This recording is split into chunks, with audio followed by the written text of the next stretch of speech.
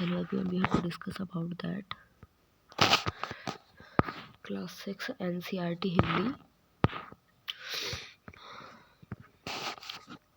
Chapter number 1। वह चिड़िया जो चोंच मारकर दूध भरे और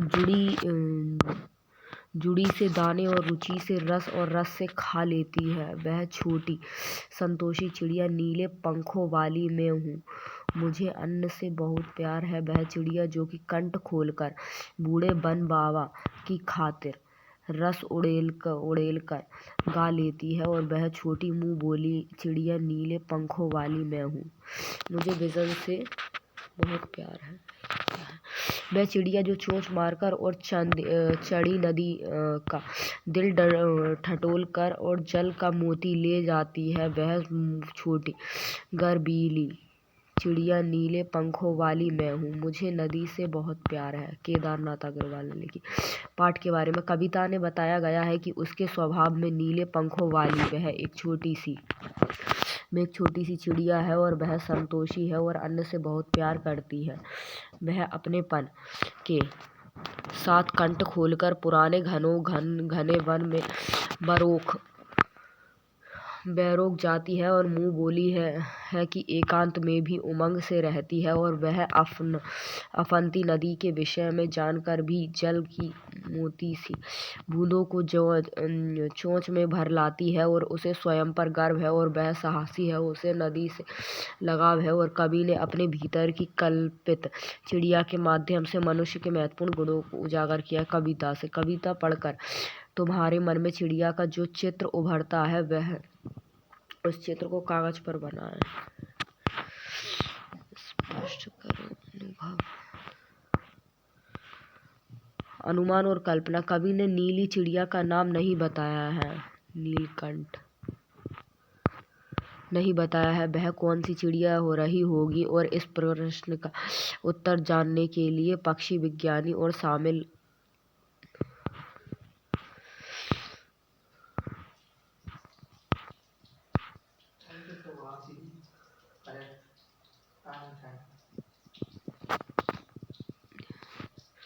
छः बज गई और 6:15। भाषा की बात। पंखों वाली चिड़िया और नीले पंखों वाली चिड़िया और ऊपर वाली चिड़िया। कविता की इन पंक्तियों में मोटे छापे वाले अक्षरों को ध्यान से पढ़ें। वह चिड़िया जुड़ी के दाने रुचि से खा लेती है और वह चिड़िया रस उड़ेल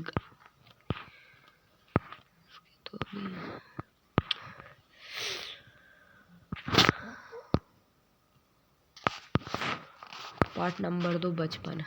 मैं तुम्हें अपने बचपन की ओर ले जाऊंगी और मैं तुमसे कुछ इतनी बड़ी हूँ कि तुम्हारी दादी भी हो सकती हैं और तुम्हारी नानी भी, बड़ी बुआ भी और बड़ी मौसी भी। और परिवार में मुझे सभी लोग जीजी कहकर ही पुकारते हैं। हाँ, मैं इन दिनों कुछ बड़ा यानी कि उम्र में सयाना महसूस करने लगी हूँ और शायद इसलिए कि पिछली शताब्दी में पैदा हुई थी और मेरे पहनने ओढ़ने से भी काफ़ी बदलाव आए हैं। और पहले मैं रंग बिरंगे कपड़े पहन रही थी और नीली, जामुनी, ग्रे, काला, चॉकलेटी, और अब मन कुछ ऐसा करता है कि सफ़ेद पहनूं और गहने नहीं और हल्के रंग। और मैंने पिछले दशकों में तरह तरह की पोशाकें पहनी हैं और पहले था फ्रॉक, फिर निकाल कर बोकर शर्ट, लहंगे, गरारे, और अब चूड़ीदार और घेरदार कुर्ते। और बचपन के कुछ फ्रॉक में तो मुझे अब तक याद है, हालांकि नीली और पीली धारी वाला फ्रॉक, गोल कॉलर्स और बाजू पर भी गोल फक, एक हल्के गुलाबी रंग का बारीक एंड चुन्नटों वाला घेरदार फ्रॉक और नीले गुलाबी रंग की फ्रीज। उस दिन फ्रॉक के ऊपर की जेब में रूमाल और बालों में इतराते रंग बिखेरते रिबन का चलन था। लेमन कलर्स का बड़े प्लेटों वाला गर्म एंड फ्रॉक जिसके नीचे फर टकी थी और 2 की ट्यूनिंग्स भी याद है, एक चॉकलेट रंग का और अंदर की कोटी प्याजी, दूसरे ग्रे और उसके साफ सफ़ेद कोटी।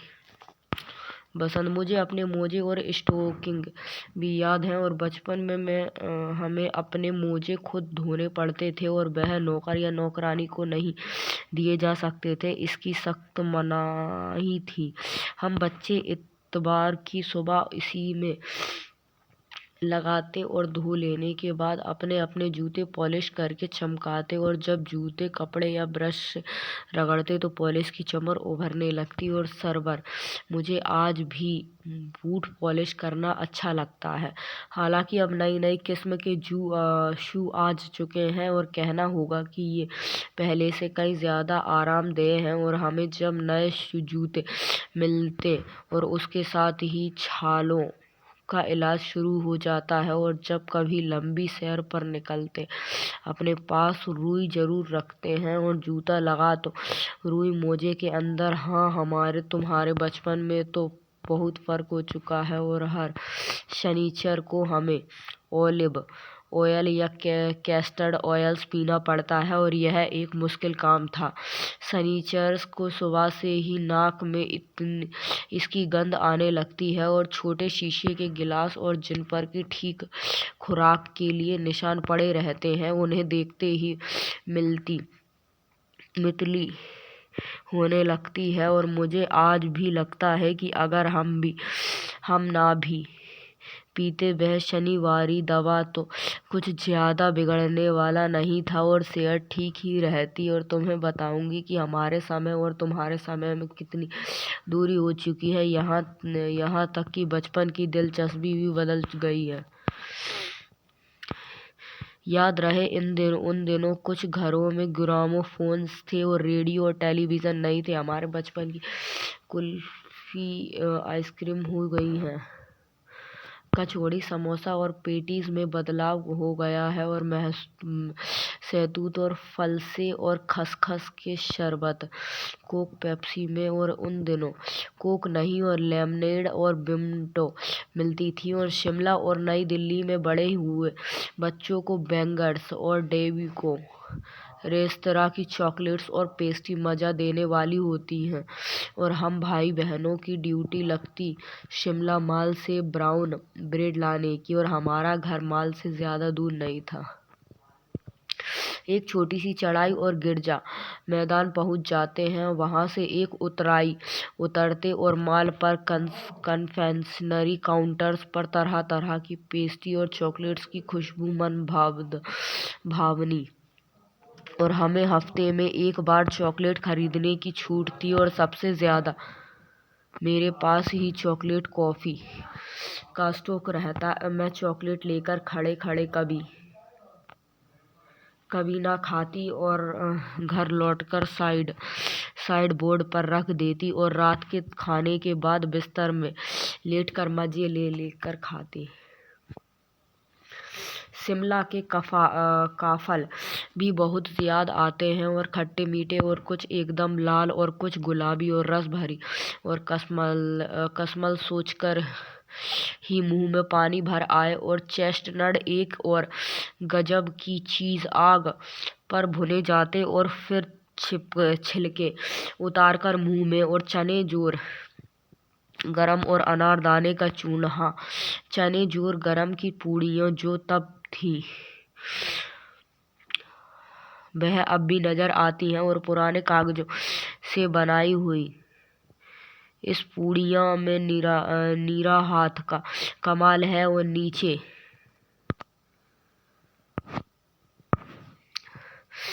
से तिरछी लपेटते हुए ऊपर से इतनी चौड़ी कि तने आसानी से हथेली पर पहुंच जाएं। और एक वक्त था जब फिल्म का गाना चना जोर गरम बाबू में लाया, और मजेदार चना जोर गरम उन दिनों स्कूल के हर बच्चे को आता था। कुछ बच्चे पूड़ियाँ और तेज मसाला और बुरक बातें पूरा गुर्दा और मैदान और घूमने तक यह पुड़िया चलती, और एक एक छना पापड़ी मुंह में डालते और कदम उठाते, और एक खास ही लय रफ्तार थी। और छुपटन छुटपन में हमने शिमला रिज पर बहुत मजे किए हैं और घोड़ों की सवारी की है, और शिमला के हर बच्चे को भी कभी न कभी यह मौका मिल जाता था। हम जाने क्यों घोड़ों को कुछ कमतर करके समझते और उन पर हंसते थे, और ननिहाल के घोड़े खूब हष्ट-पुष्ट और खूबसूरत, और उनकी बात फिर कभी।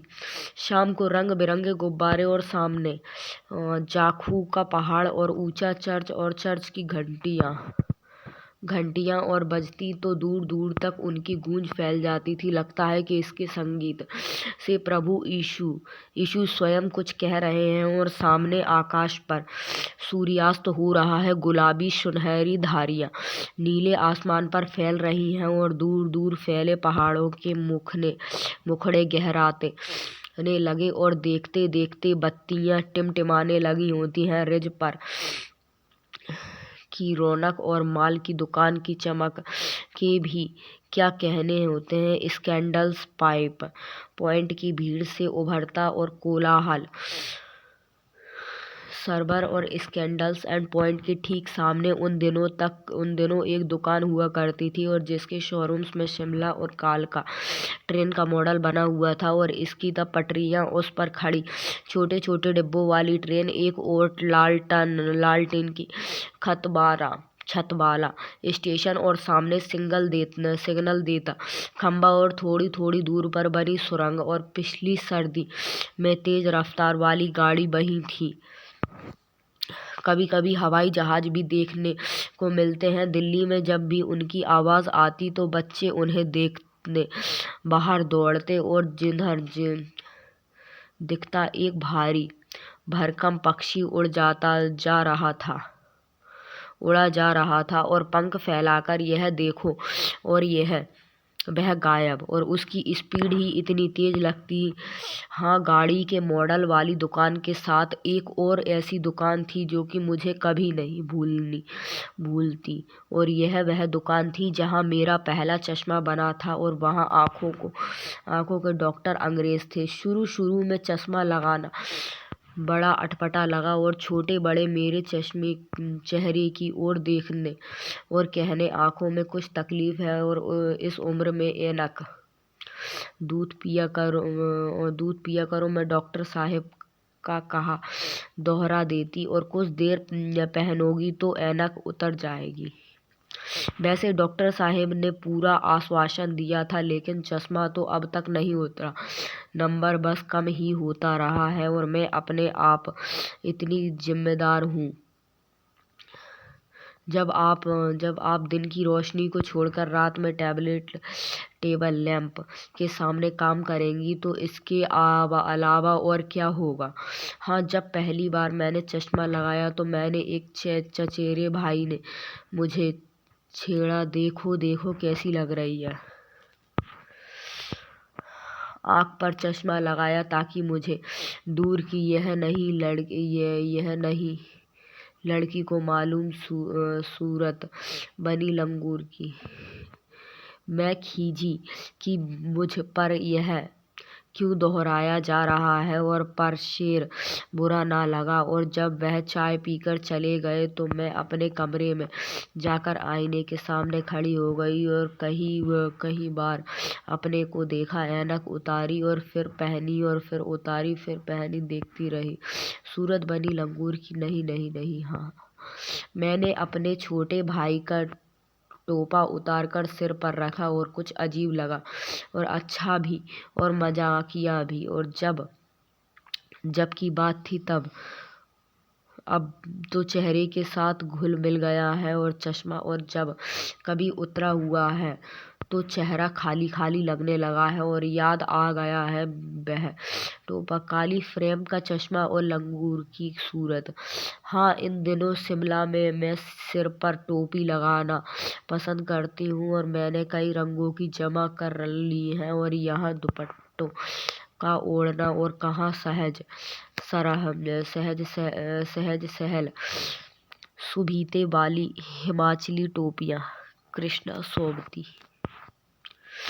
प्रश्न लेखिका से संस्मरण से। संस्मरण से आगे, अनुभव और कल्पना, भाषा की बात, कुछ करने को,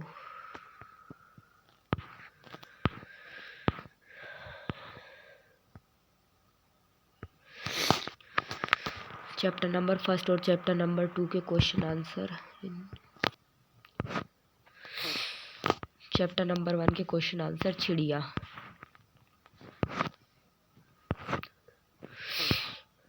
क्वेश्चन नंबर 2, तुम्हें कविता को कोई और शीर्षक देना हो तो क्या शीर्षक दोगे? छोटी चिड़िया। इस कविता के आधार पर बताओ कि चिड़िया को किन चीजों से प्यार है। चिड़िया को अन्न से, जंगल से और जिस नदी से वह ठंडा और मीठी पानी पीती है उससे प्यार है। कवि ने चिड़िया को छोटी, संतोषी, मुंह बोली और गर्भवती चिड़िया क्यों कहा? चिड़िया आकार में छोटी है, इसलिए कवि ने उसे छोटी कहा है, और वह अन्न के दाने में ही संतुष्ट है, इसलिए उसे संतोषी बताया गया है। वह सारी बातों को बोल देती है, इसलिए उसे मुंह बोली कहा गया है, और वह छोटी होते हुए भी नदी से पानी पीने का साहसी काम करती है, इसलिए गर्भवती चिड़िया कहा है। आशा स्पष्ट कीजिए। रस उड़ेल कर गा लेती है। रस उड़ेल कर गा लेने का आशय है। चिड़िया जब खूब खुश होकर गाने लगती है तब ऐसा लगता है कि मानो उसने अपना सारा रस उस गाने में उड़ेल दिया है। दूसरा, चिड़िया नदी की दिल ढडोल कर जल का मोती ले जाती है।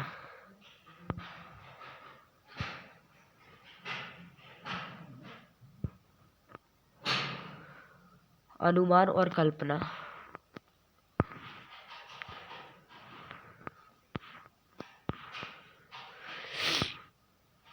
नीचे दिए गए पक्षियों के कुछ नाम दिए गए होते हैं, उसमें यदि कोई पक्षी एक से अधिक रंग का होता है तो लिखें।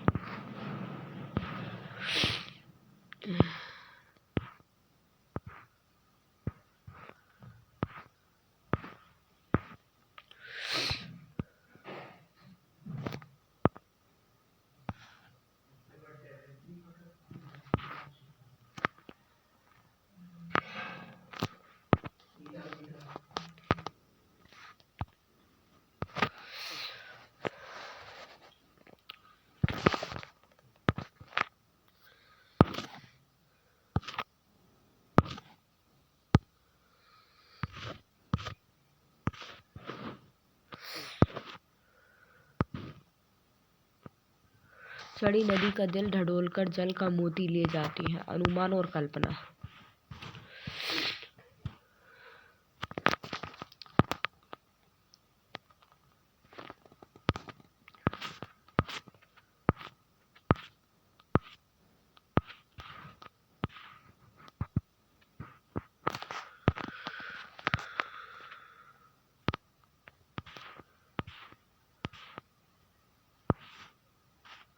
नीचे दिए गए कुछ पक्षियों के नाम दिए गए होते हैं, उनमें से यदि कोई पक्षी एक से अधिक रंग का होता है तो लिखें।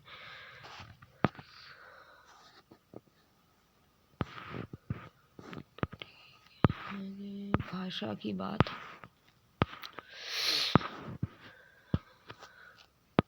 पंखों वाली चिड़िया।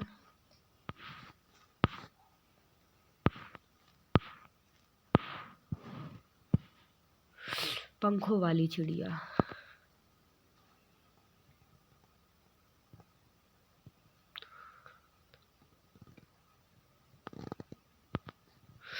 पंखों वाली चिड़िया, ऊपर वाली दराज और नीले पंखों वाली चिड़िया। नीले पंखों वाली चिड़िया सबसे ऊपर वाली दराज। ये रेखांकित शब्द विश्लेषण का काम कर रहे हैं। अगले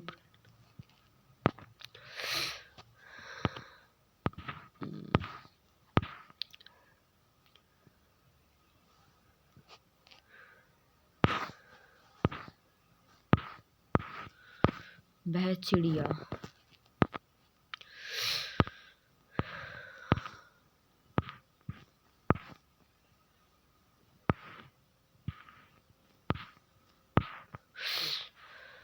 वह चिड़िया जुड़ी के दाने रुचि से खा लेती है।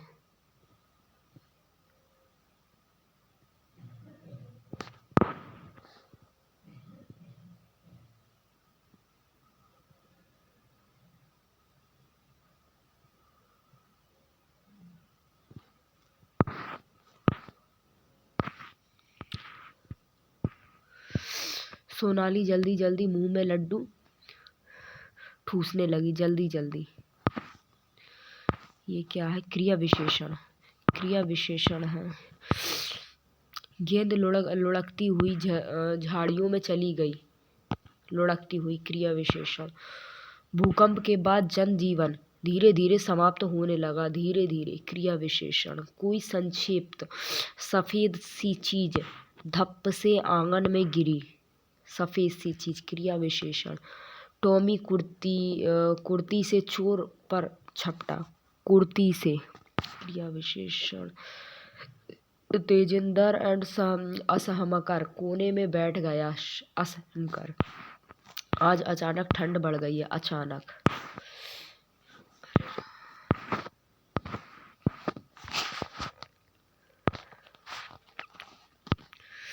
चैप्टर नंबर 2 क्वेश्चन आंसर बचपन। बचपन के आंसर। लेखिका संस्मरण से।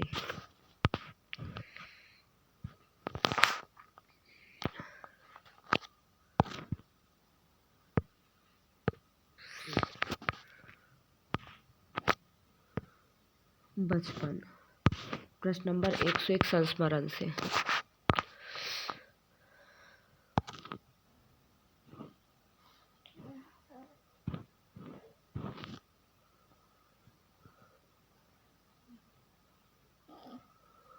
उम्र बढ़ने के साथ साथ लेखिका क्या क्या बदलाव हुए और पाठ से मालूम करके लिखो। लेखिका बचपन में इतवार को सुबह क्या क्या काम करती थी।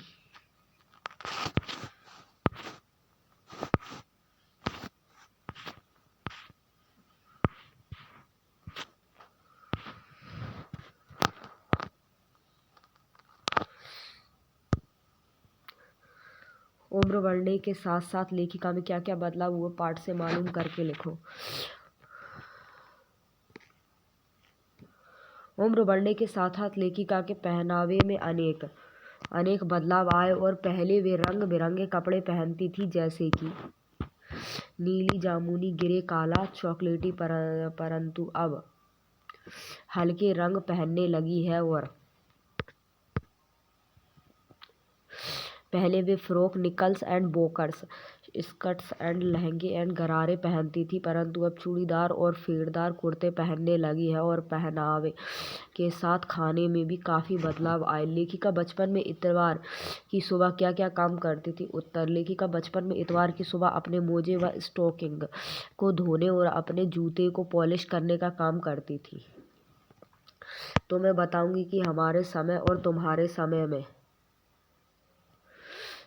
कितनी दूरी हो चुकी है। और यह कहकर लेखिका क्या क्या बताती है। यह कहकर लेखिका उनके और अभी के समय में अंतर स्पष्ट करती है। और उस समय मनोरंजन का साधन ग्रामोफोन या परंतु आज रेडियो और टेलीविज़न ने उनकी जगह ले ली है। और पहले की कुल्फी अब आइसक्रीम हो गई है। और चौपाटी और कचौड़ी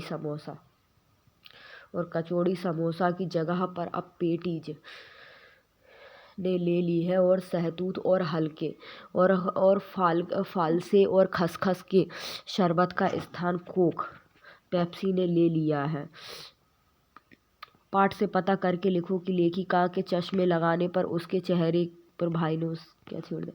लेखिका ने पहली बार चश्मा लगाया, इसलिए तो वह कुछ अजीब सी लग रही थी। उन्हें खुद की अटपटाहट सा लग रहा था और यह कारण उनके चचेरे छेड़ कहा। लेखिका बचपन में कौन कौन सी चीज़ें मज़े ले लेकर खाती थी।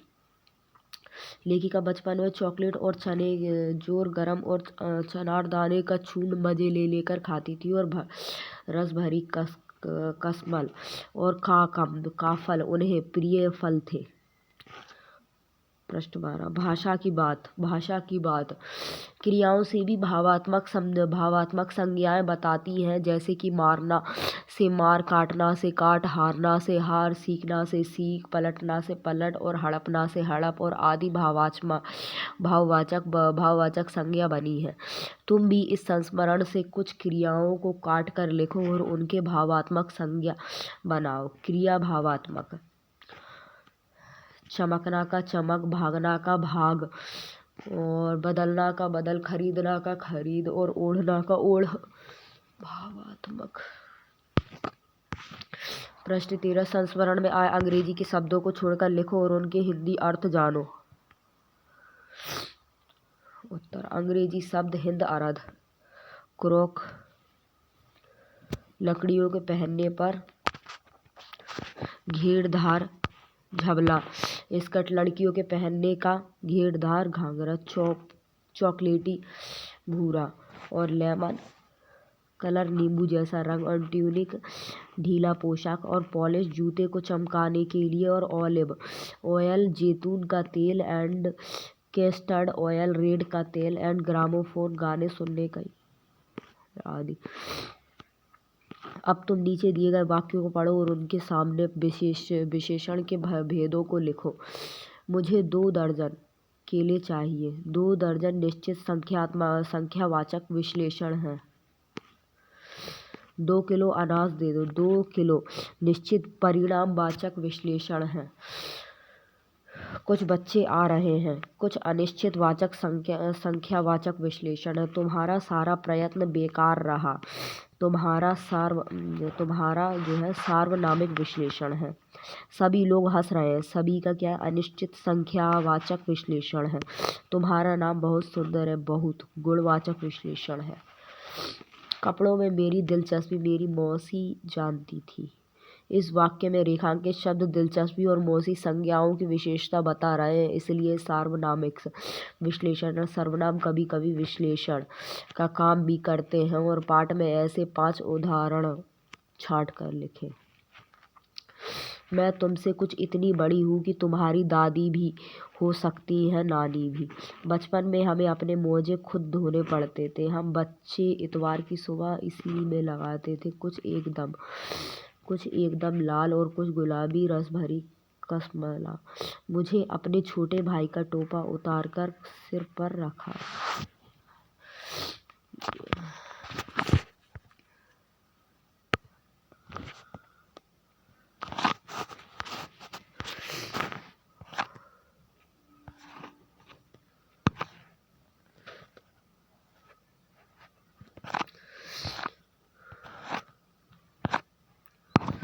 पाठ नंबर 3 नादान दोस्त।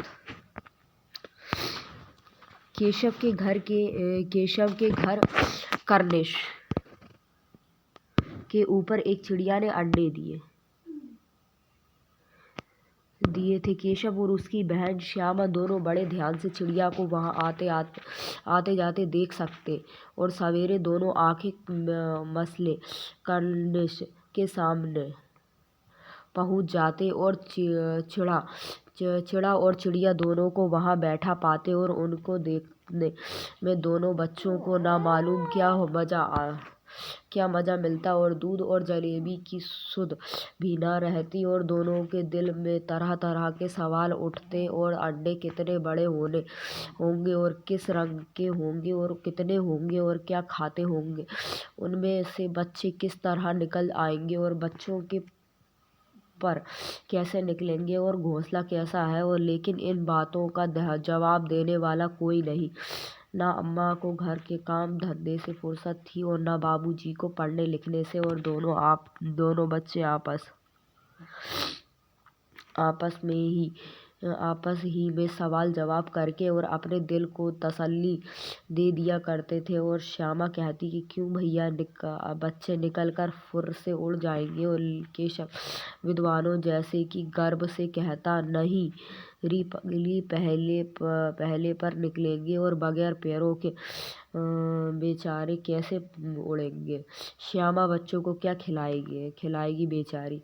केशव उस पेचीदा सवाल का जवाब कुछ ना दे सकता था और इस तरह 3-4 दिन गुजर गए और दोनों बच्चों की जिज्ञासा दिन ब दिन बढ़ती गई और अंडों को देखने के लिए वे अधीर हो उठते थे और उन्होंने अनुमान लगाया कि अब जरूर बच्चे निकल आए होंगे और बच्चों के चारे का सवाल अब उनके सामने आ खड़ा हुआ।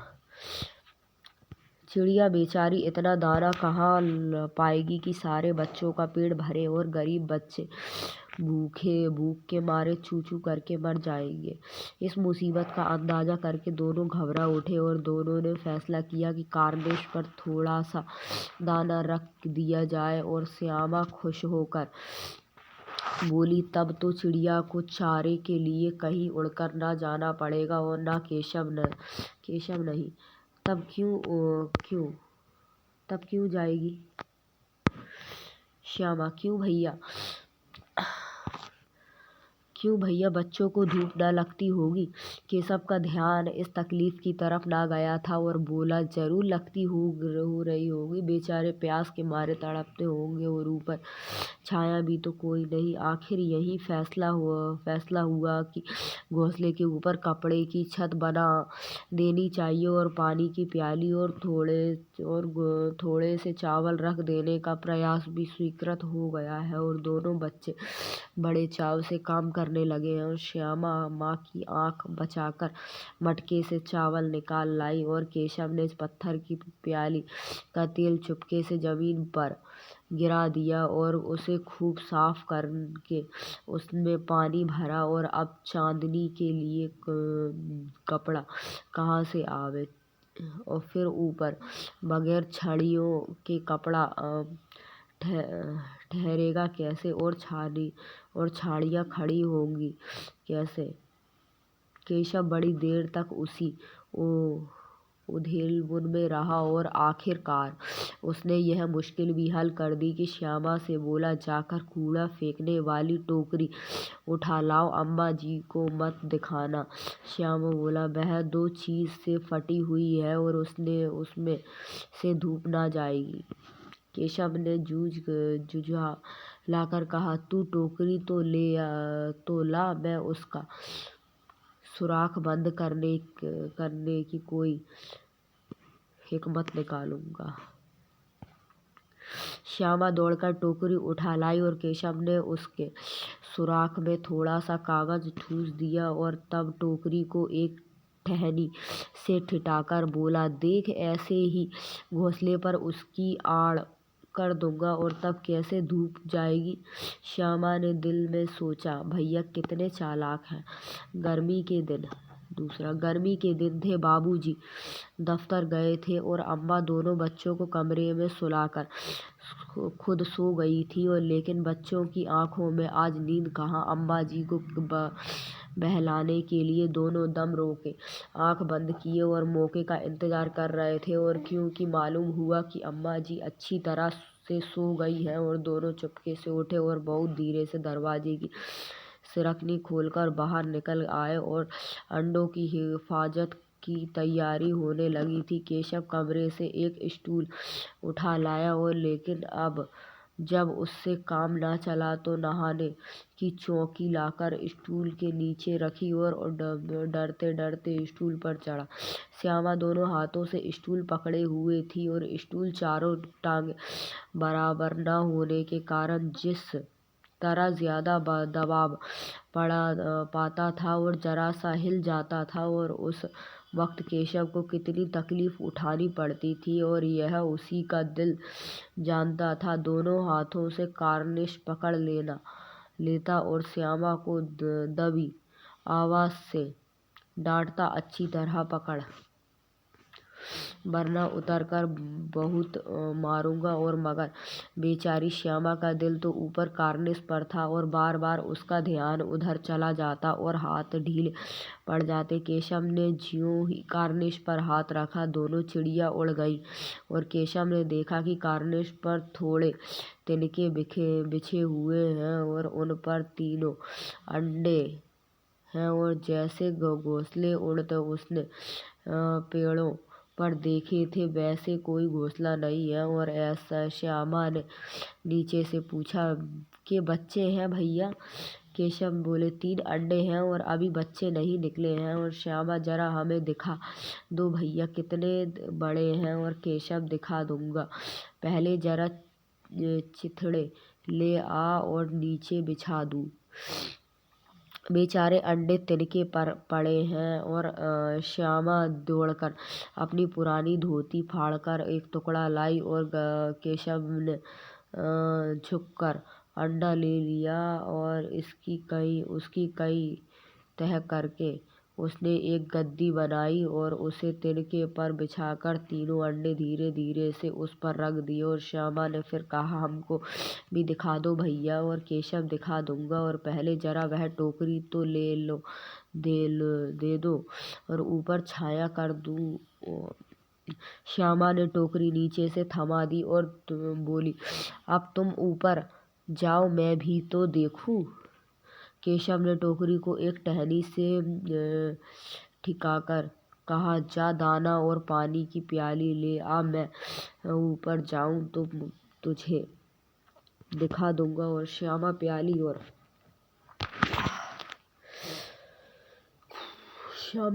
और चावल भी लाई और केशव ने टोकरी के नीचे दोनों चीजें रख दी और आहिस्ता से उतर आया। श्यामा ने गिड़गिड़ाकर कहा, अब हमको भी चढ़ा दो भैया। और केशव, तू गिर जाया पड़ेगी।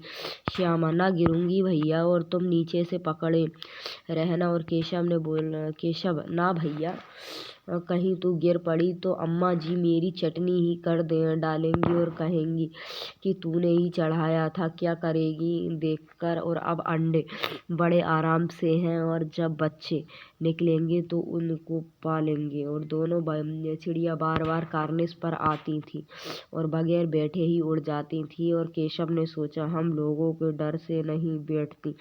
स्टूल उठाकर कमरे में रख आया और चौकी यहाँ की थी और वहाँ रख दी। श्यामा ने आंखों में आंसू भरकर कहा, तुमने मुझे नहीं दिखाया, मैं अम्मा जी से कह दूंगी। और केशव बोला, अम्मा जी से कहेगी तो बहुत मारूंगा और कह देता हूँ। श्यामा, तो तुमने मुझे दिखाया क्यों नहीं। केशव, और गिर पड़ती तो 4 सर न हो जाते। श्यामा, हो जाते, देख लेना, मैं कह दूंगी। इतने में कोठरी का दरवाजा खुला और माँ ने धूप से आंखों को बचाते हुए कहा, तुम दोनों बाहर कब निकल आए। मैंने कहा था ना कि दोपहर को ना निकलना। किसने किवाड़ खोला। किवाड़ केशव ने खोला था, लेकिन श्यामा ने माँ से यह बात नहीं कही थी। उसे डर लगा कि भैया पिट जाएंगे। और केशव दिल में काँप रहा था कि कहीं श्यामा न कह दे और अंडे न दिखाए थे। इससे अब उसको श्यामा पर विश्वास न था और श्यामा सिर्फ मुस्कुराने के मारे मोहब्बत के मारे चुप थी। यह इस कसूर में हिस्सेदार होने की वजह से इसका फैसला नहीं किया जा सकता। और श्यामा दोनों ही बातें थी। माँ ने दोनों को डांट फटकार कर फिर कमरे में बंद कर दिया और आप धीरे धीरे पंखा चलने लगी। और अभी सिर्फ 2 बजे थे कि बाहर तेज लू चल रही थी और अब दोनों बच्चों को नींद आ गई थी। 4 बजे यकायक श्याम की नींद खुली और किवाड़ खुले हुए थे। वे दौड़ी हुई कार्निस के पास आई और ऊपर की तरफ ताकने लगी और टोकरी का पता न था। और संयोग से उसकी नज़र नीचे गई और वह उल्टे पांव दौड़ती हुई कमरे में जाकर जोर जोर से बोली, भैया, अंडे तो नीचे पड़े हैं और बच्चे उड़ गए हैं। केशव घबराकर उठा और दौड़ा हुआ बाहर आया तो क्या देखता है कि तीनों अंडे नीचे टूटे पड़े हैं और उनमें उनसे कोई चूने की सी चीज बाहर निकल आई है और पानी की प्याली भी एक तरफ टूटी पड़ी है। उसके चेहरे का रंग उड़ गया और साहमी हुई आंखों से जमीन की तरफ देखने लगा। और श्यामा ने पूछा, बच्चे कहाँ उड़ गए भैया। केशव ने करुण स्वर में कहा, अंडे तो टूट गए हैं श्यामा, और बच्चे कहाँ गए। केशव, तेरे सर में देखती नहीं है कि अंडे में से उजला पानी निकल आया है और कहीं तो 2-4 दिनों में बच्चे बन जाते। वही तो 2-4 दिनों में बच्चे बन जाते। माँ ने सोटी हाथ में लिए हुए पूछा, तुम दोनों वहाँ धूप में क्या कर रहे हो। श्यामा ने कहा, अम्मा जी, चिड़िया के अंडे टूटे पड़े हैं। माँ ने आकर टूटे हुए अंडों को देखा और गुस्से से बोली, तुम लोगों ने अंडों को छुआ होगा।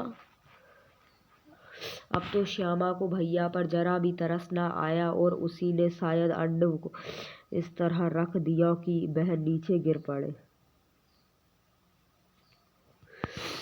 इसकी उसे सजा मिलनी चाहिए बोली। इन्होंने अंडों को छेड़ा था अम्मा जी। माँ ने केशव से पूछा, क्यों? केशव भागी बिल्ली बना खड़ा रहा। और माँ, तू वहां पहुंचा कैसे?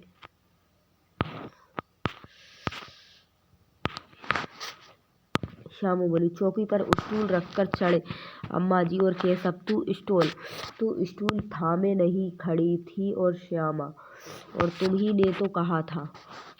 माँ, तू इतना बड़ा हुआ, तुझे अभी इतना भी नहीं मालूम कि तूने छूने से चिड़िया के अंडे गंदे हो जाते हैं और चिड़िया फिर उन्हें नहीं सेती। और श्यामा ने डरते डरते पूछा, तो क्या चिड़िया के अंडे गिरा दिए हैं अम्मा जी? माँ, और क्या करती? केशव के सिर इसका पाप पड़ेगा। हाय हाय, 3 जाने ले ली दुष्ट ने। केशव रोनी सूरत बनाकर बोला, मैंने तो सिर्फ अंडे को गंदी से पर रख दिया था। और अम्मा जी, माँ को हंसी आ गई और मगर केशव को कई दिनों तक अपनी गलती पर अफसोस होता रहा और अंडों को हिफाजत करने के जोग में उसने उनका सत्यानाश कर डाला। और इसे याद कर वह कभी कभी रो पड़ता था और दोनों चिड़िया वहां फिर न दिखाई दी। कहानी से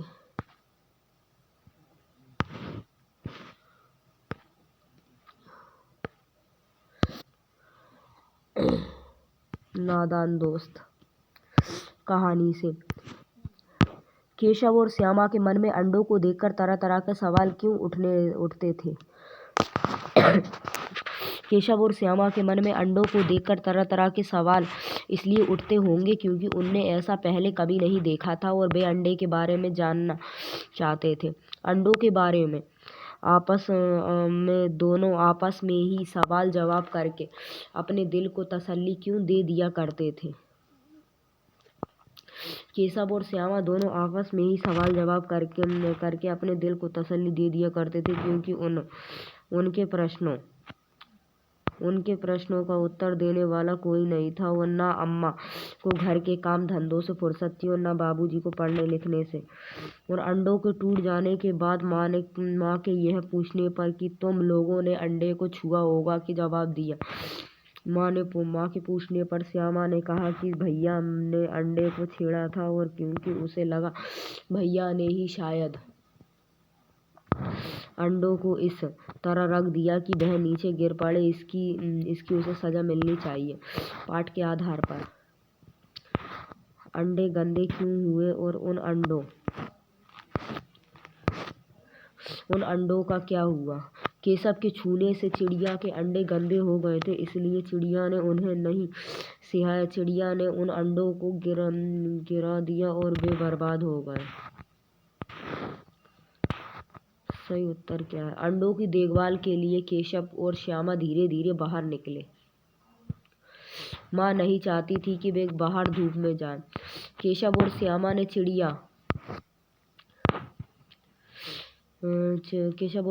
चिड़िया और अंडों की देखभाल के लिए किन बातों पर ध्यान दिया?